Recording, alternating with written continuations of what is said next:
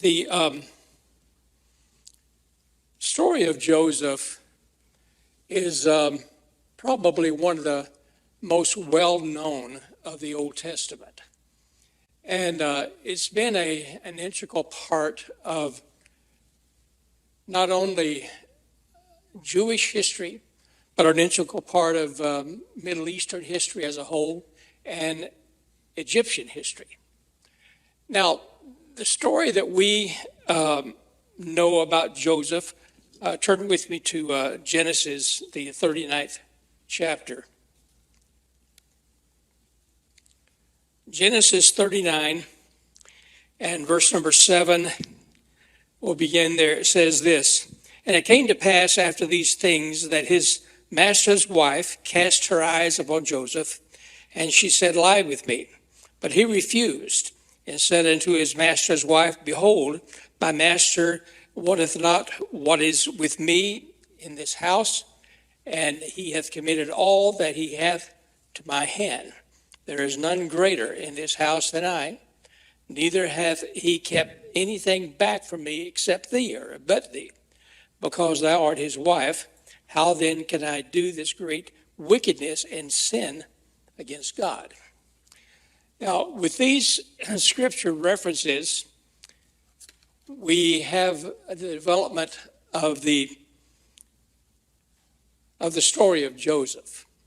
Now, at this time, Joseph was in the household of Potiphar, and Potiphar is probably one of the most powerful men in all of Egypt, probably second only to the Pharaoh himself, because of all of his responsibilities.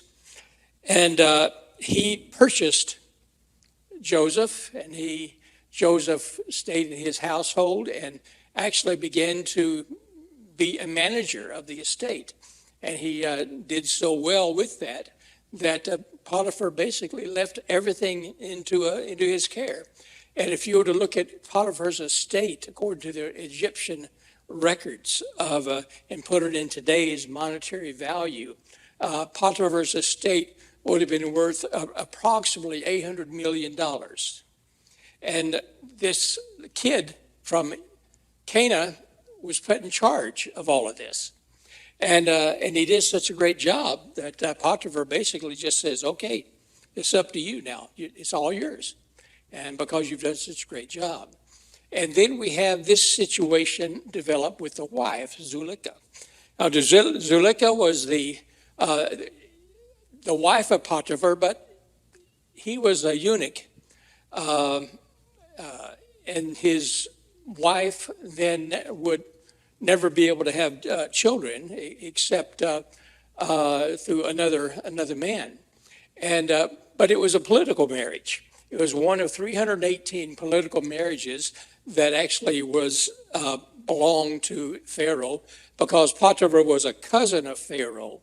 Then he could make those political allegiances, and this was a political allegiance between Babylon, and Zuleika was the daughter of the king of Babylon. And so it was a treaty between Babylon and Egypt that was confirmed by the political marriage of the first cousin, Potiphar, with the king's daughter of Babylon. But in reality, all of that Pharaoh claimed as his. So even though these political marriages were with people that were relatives of his, he claimed them as his own.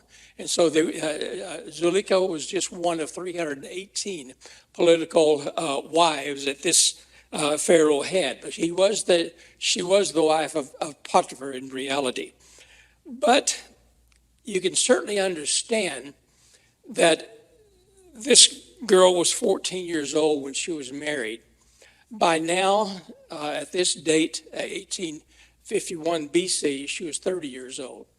And so she certainly could foresee her childbearing years slipping away quickly. And meaning that she would never be able to experience childbirth, and she would never be able to experience that intimacy. And so it's certainly understandable how she could have a desire for Joseph, who was very well endowed in beauty himself. And in fact, they said that he was without blemish according to the Jewish tradition. And so the story goes that Joseph resisted her advances, and then day after day, when he would come to do his job, then she would approach him again, and he would resist again and resist again, until one time they had he resisted, and he left his coat in her hands, in the clutches of her hands, and then she cried out to warn the men of the house what was going on, and eventually Joseph was arrested and placed in prison. And so that is the story that we get of Joseph in our present day Christian society. Is that basically correct, what I told you? Okay. But remember what this lesson is about. The life of Joseph from Egypt's perspective, right?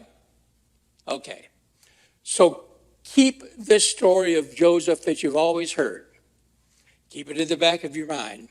And now I'm going to relate a story to you that is according to Egyptian history about these events.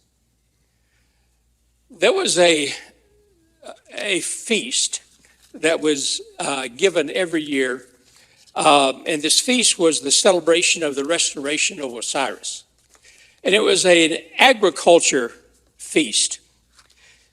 And the story behind it and the myth behind it is that Osiris is the Egyptian god of harvest and cultivation.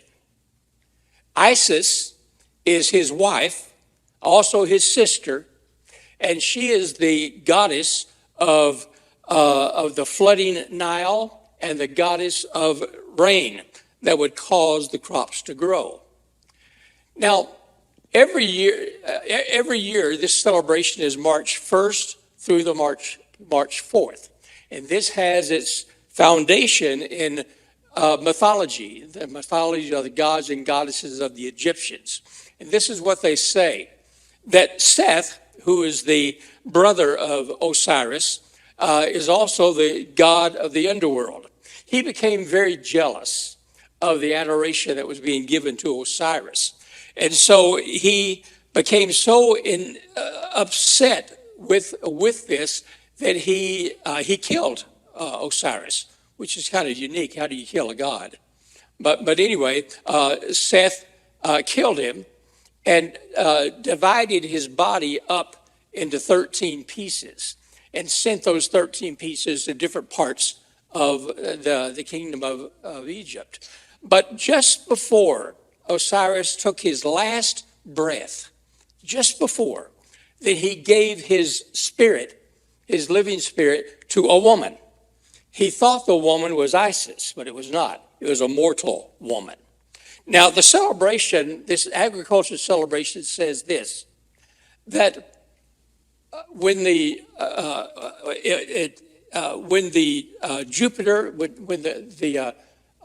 planet Jupiter aligns with the sun and the moon every year, which is approximately March 1st through 4th, that during that time is when the flooding of the Nile takes place, and the harvest is watered so that it can come up, produce food for the people. And they say that when this happens, then what that means, what actually happened, is that Osiris and Isis come together, and she conceives a child. And that child is the harvest.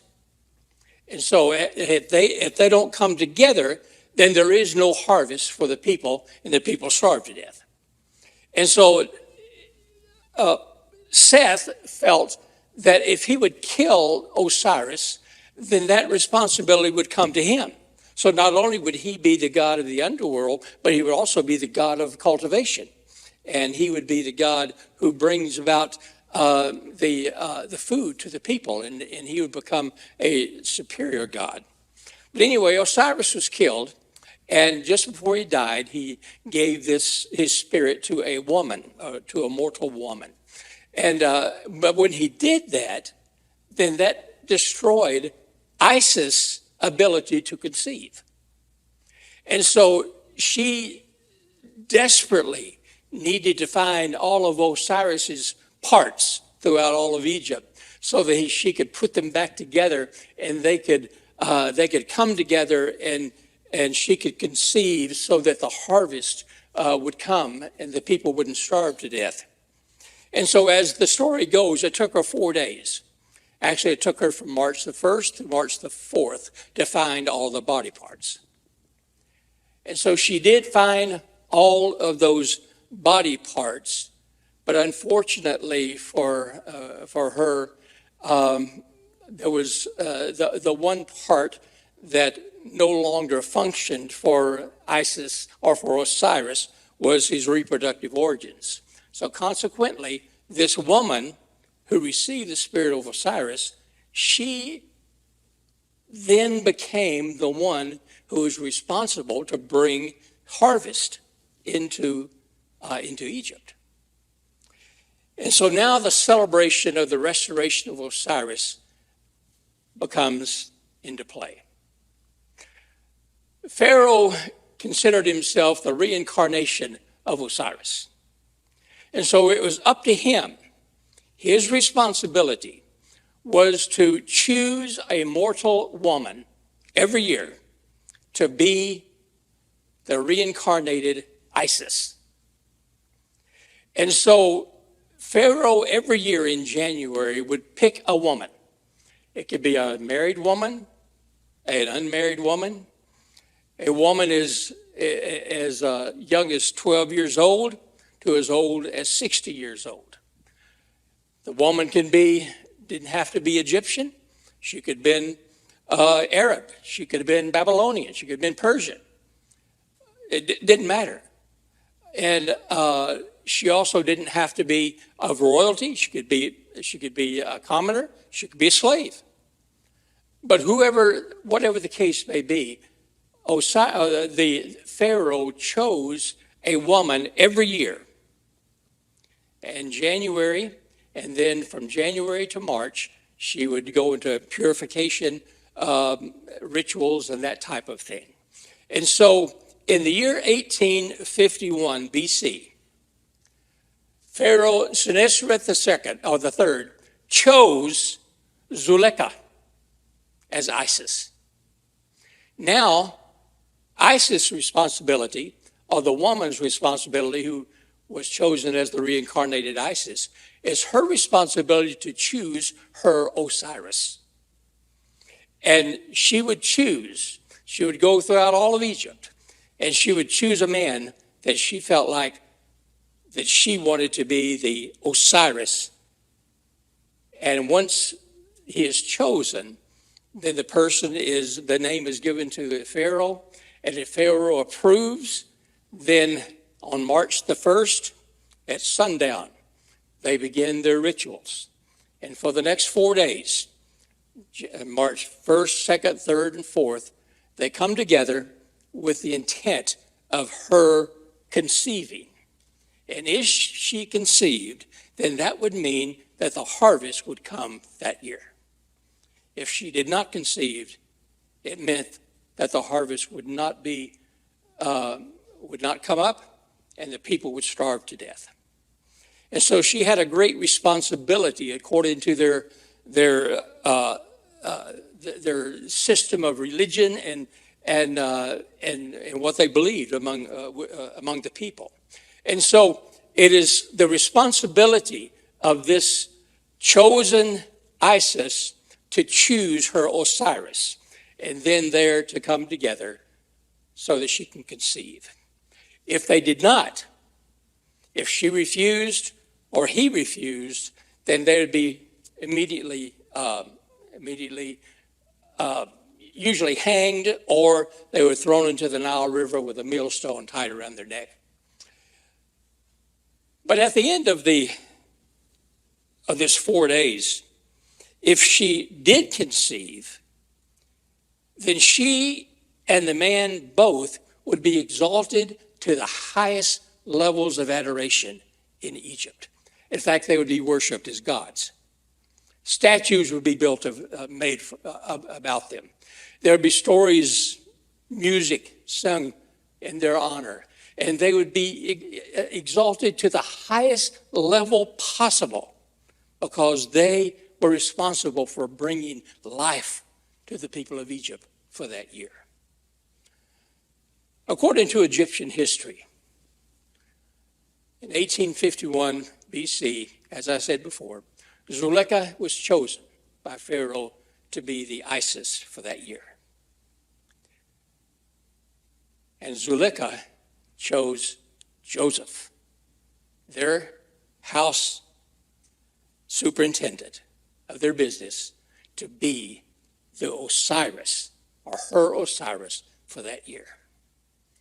And it was the responsibility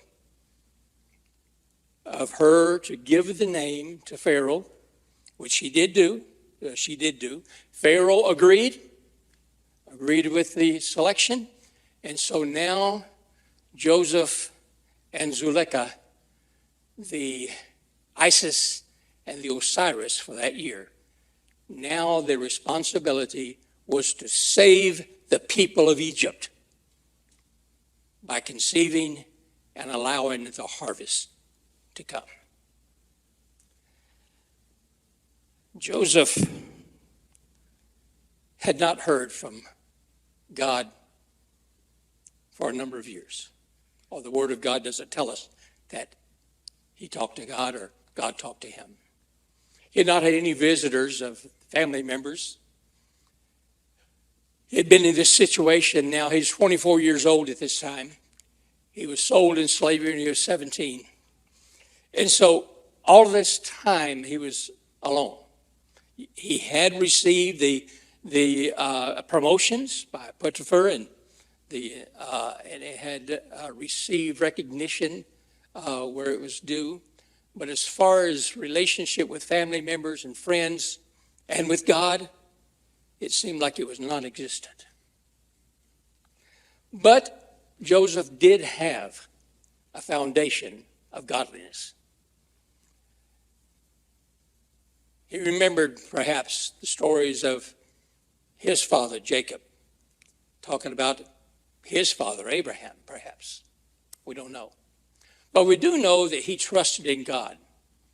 And this one thing is absolutely certain, that if Joseph accepted the position of Osiris, then he would be placing himself in a position of being a god. And he would be sanctioning the paganistic practices and the pagan rituals that he so probably despised. But if he agreed, and it's easy to say, well, you could agree and then change your mind later. No, you can't. Not with this situation. If you accepted the position of Osiris, then you accepted everything that came with it, which is you being exalted to the position of God or a God. You sanctioning, giving your mark of approval to the rituals, to the pagan practices, everything about it. And so when Zuleika approached him at sundown on March the 1st, Joseph rejected her. And using the same verse of scriptures, says, there is none greater in this house than I. Neither hath he kept back anything from me but thee, because thou art his wife. How then can I do this great wickedness and sin against God? Now, this went on for 4 days. And there was never a consummation. There was never a conception. But Zuleika was very desperate. She said, if I don't conceive, then I'll be a curse to my people. I'll be a curse to the country. And our people will starve because of me. I must do something. So when Joseph returned, finally came back into the house on the fifth day, thinking that certainly everything was over, the celebration is over. Zuleika, according to the Egyptian history, said in her mind, what difference does it make if I conceive on day 4 or day 5? No one was here to keep watch. No one was in my bedroom with us. And so what difference does it make? And so then she approached Joseph again on the 5th day. Even though the celebration, the ritual was over, she still needed this action to take place. And that's when Joseph ran from her, left his coat. Now, in the original story that we see, the assumption is that Joseph was accused of an attack, of rape, or something like that. Is that correct? And that she sold her husband and told the authorities, and that Joseph was arrested. But let's look at verse number 14 of chapter 39. It says this, she called unto the men of the house and spake unto them, saying, see, he hath brought in a Hebrew unto us to mock us. Okay? He came in unto me and lie with me, and I cried with a loud voice. Now verse number 17. And she spake unto him according to these words, saying, the Hebrew servant which thou hast brought unto us came into my room to mock me, not to rape me, not to attack me, but to mock us. In other words, to mock our rituals, to mock our gods, and to mock what we believe. And according to Egyptian history and to Egyptian perspective, this is the reason why Joseph was arrested. Because he mocked the ceremony, he mocked the gods, he belittled the commands of Pharaoh, and he did not yield to the demands of Pharaoh. Consequently, on March the 6th of the same year, Joseph was arrested. He was placed in Pharaoh's prison, and there he stayed until his trial. His trial was, because it was an offense against the Pharaoh, the trial took place in the presence of Pharaoh. The trial took place on June the 20th of the year 1851 BC, in which Joseph was pronounced guilty. Zuleika was forgiven of all charges, even though she did not conceive, which meant she should have faced death. The blame was placed on Joseph because of his failure to cooperate. And so Zuleika was dismissed of all charges. But on June the 22nd, just 2 days after he was found guilty, Joseph began to serve his sentence. There was only 2 ways that this would end. Number 1, he would die. He would be executed somewhere along the way, or he would spend his life in Pharaoh's prison. Pharaoh's prison was located in On. If you have your maps, you can take a look at it. Does this thing work? Yeah, it works. Oh, there it is. Okay, On is right there. That is presently eastern Cairo. At that time, Cairo didn't exist. Cairo was still 980 years away from being built. But On was the place where Joseph was in prison, where Potiphar had his house or had his estate. And up here, the Ishmaelite caravan route followed the the ways of Horus, starting in Damascus, coming down, and then coming into On. And so that's where the prison was located, and that's where Joseph was placed in prison. Because it was Pharaoh's prison, only he could neutralize the sentence or commute the sentence.